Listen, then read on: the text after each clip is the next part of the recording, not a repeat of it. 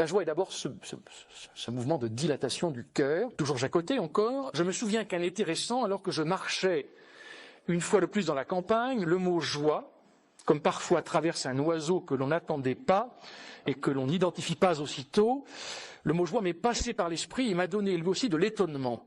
J'essayais d'entendre encore mieux ce mot, la rondeur du fruit, l'or des blés, la jubilation d'un orchestre de cuivre.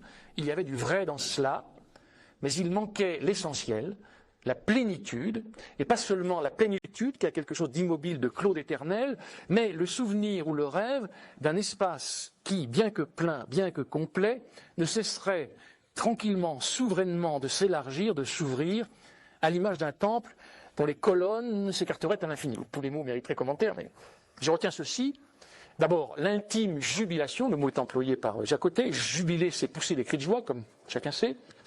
Et nous retrouvons le mot de plénitude. La joie est décrite comme plénitude parce qu'elle abolit le manque, ou en tout cas le sentiment du manque, et elle donne au sujet le sentiment de coïncider avec lui-même et avec le monde. Mais cette plénitude a un caractère singulier qui la distingue de la sérénité, c'est qu'elle a une dimension dynamique, comme le souligne Jacotet. Elle indique la plénitude de la joie, un mouvement de crue, un phénomène ascendant en même temps. Et la joie est d'abord ce mouvement de dilatation du cœur.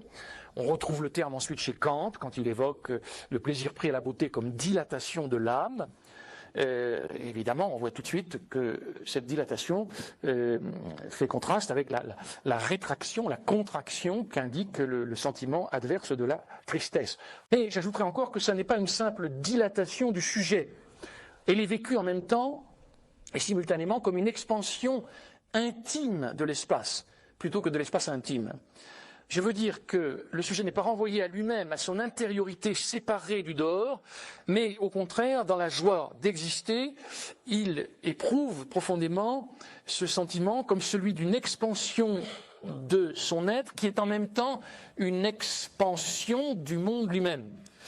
Au fond, on pourrait dire qu'il retrouve trace ou écho de ce que Rilke appelait l'ouvert, c'est-à-dire le sentiment d'une pleine appartenance à la vie, à son mouvement, une appartenance sans recul, sans ce barrage que constitue pour l'être langagier qu'est l'homme, la conscience et le langage.